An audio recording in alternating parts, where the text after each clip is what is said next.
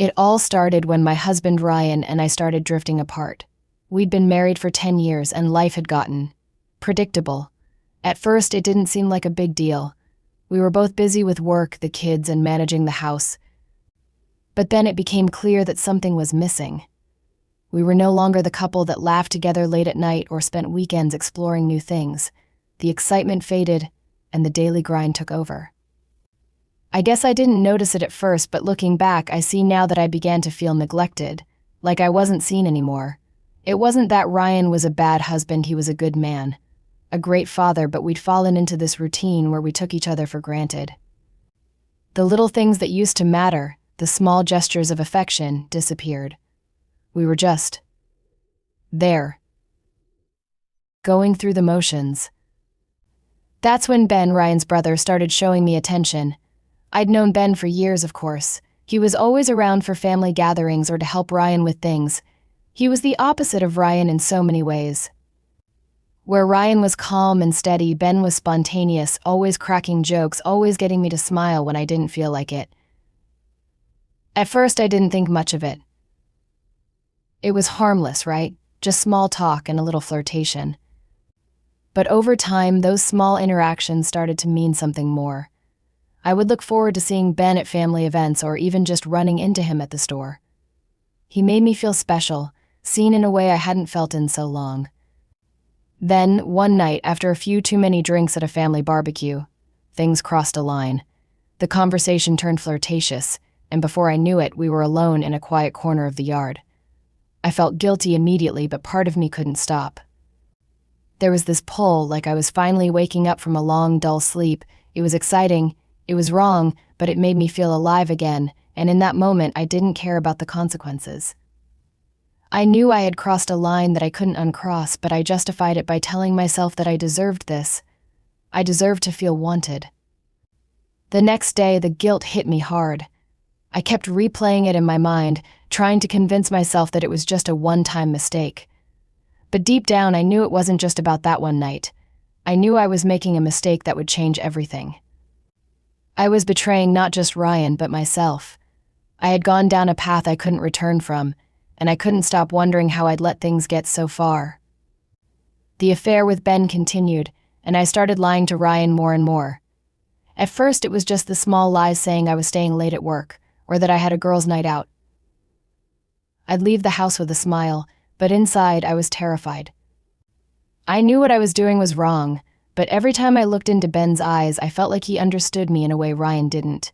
He'd always been the more spontaneous, charming one, and when we were together, it felt like the weight of the world lifted off my shoulders.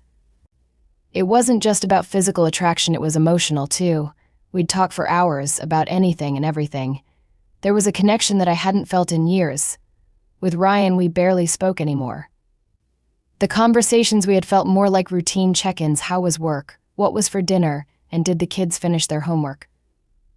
I was craving more. I needed someone to listen, someone who saw me for who I was, not just as a wife and mother. The guilt kept eating at me, but I couldn't stop. Every time I looked at Ryan, I felt this overwhelming shame, but then I'd see Ben and all those feelings would vanish. Being with him was like living in a fantasy world where everything was exciting and new. I told myself it was harmless. It was just an escape. But I knew it was more than that. I was lying to myself.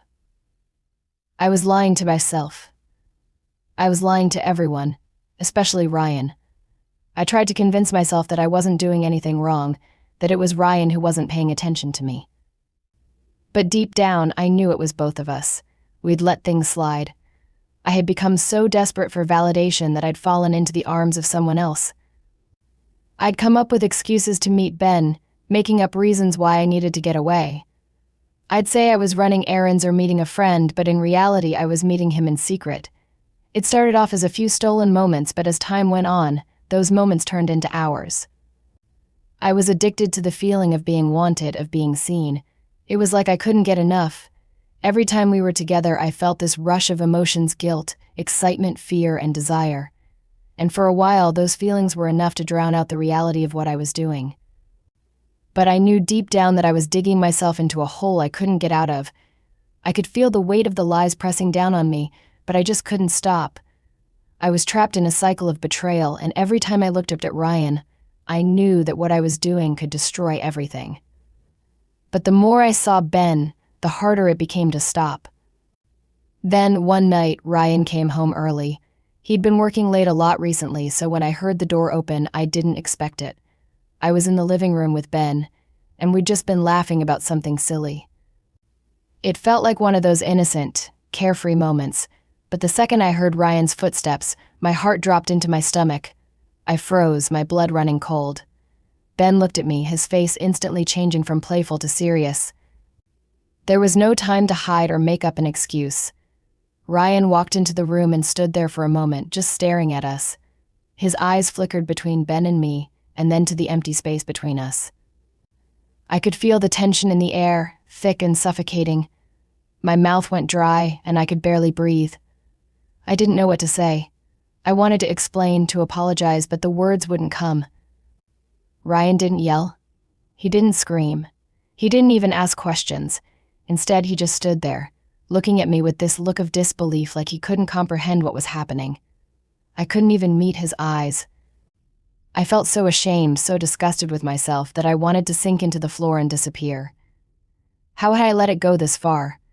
I had betrayed him, betrayed everything we had built together. Ben was supposed to be family, someone I could trust. But I had crossed a line I could never uncross. Ryan's face changed from confusion to something deeper, something I couldn't quite place. There was pain there, but it was the kind of pain that cuts so deeply you can't even recognize it. It was in his eyes, in the way his lips tightened, like he was holding back everything he wanted to say. But he didn't say anything. He didn't need to. The silence between us was enough. I could see it in his face. He was done. He didn't need an explanation. He knew, and he wasn't going to put up with it. I could feel his heart breaking, and that's when I realized the full weight of what I had done. I hadn't just betrayed Ryan, I had shattered his trust in the worst possible way. And I couldn't fix it. No matter how much I wanted to, there was no undoing what had been done. He left that night. He didn't say goodbye. He just grabbed his keys, slammed the door behind him, and was gone. I stood there, frozen in place, unable to move. I kept hoping he would come back, that this was just a bad dream. But as the hours passed, the reality of what had happened settled in. I had ruined everything. My marriage, my family, my life, and I didn't know how to fix it. A week later, when I finally returned home, the locks had been changed. The house was empty, quiet. I walked in, expecting to find Ryan and the kids, but there was nothing. No clothes, no toys, no signs of life. It was like they had never been there. The silence was deafening. I rushed through the house, checking every room, hoping I had missed something, but there was nothing. No sign of anyone. I could feel my heart racing as I headed for the kids' rooms, praying to see their familiar little faces. But their rooms were bare. The beds were made, the bookshelves cleared. It was as though they'd vanished into thin air. I rushed to the kitchen, half expecting to find Ryan there, maybe making dinner or doing something normal. But there was nothing. The house felt hollow, empty. The realization hit me like a ton of bricks. He had taken them. Ryan had taken the kids, packed up everything, and left. It was a gut punch, the kind that leaves you breathless and paralyzed. My heart sank as I realized the full extent of what I had done. Not only had I betrayed Ryan, but now I had lost my children. I knew they weren't coming back. The thought of not seeing them, not holding them, was unbearable.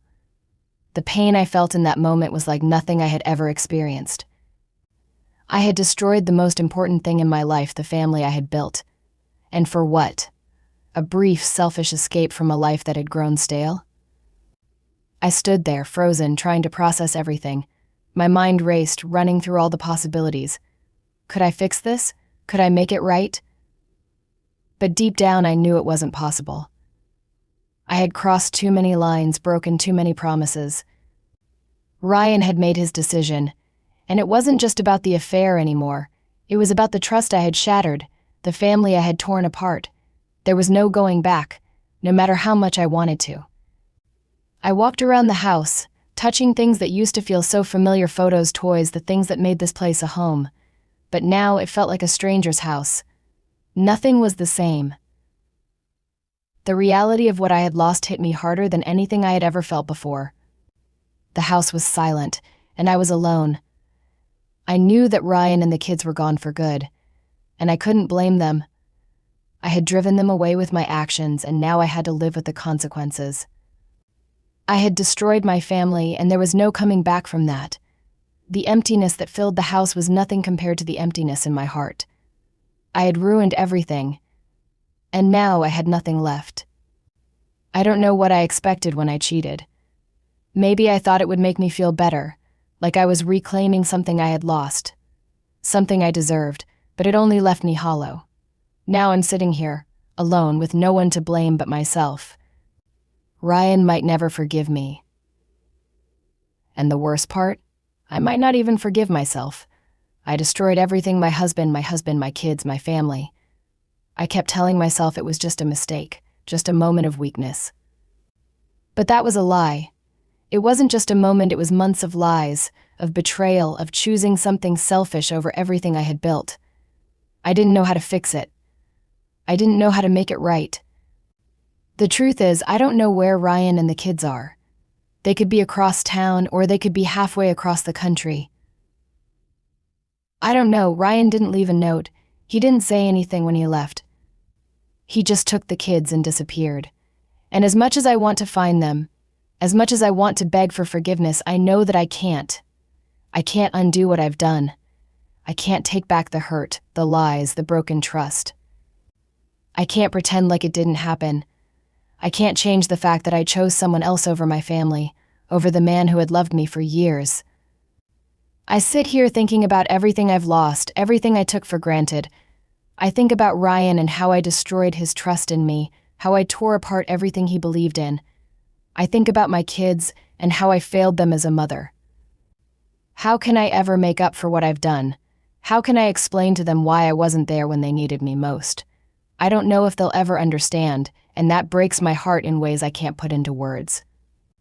The guilt weighs so heavy on me that some days it feels like it's crushing me. I think about them every day, about the hole I've left in their lives, and I don't know how to fill it. I don't know what the future holds. I don't know if Ryan will ever want to speak to me again, let alone forgive me. I don't know if I'll ever see my kids again. All I know is that I'm left with nothing but the consequences of my actions. I've lost the people I love the most, and I have no one to blame but myself. The hardest lesson I've learned is that you can't escape the consequences of betrayal. You can't run from the truth. And now I'm left to face it all alone.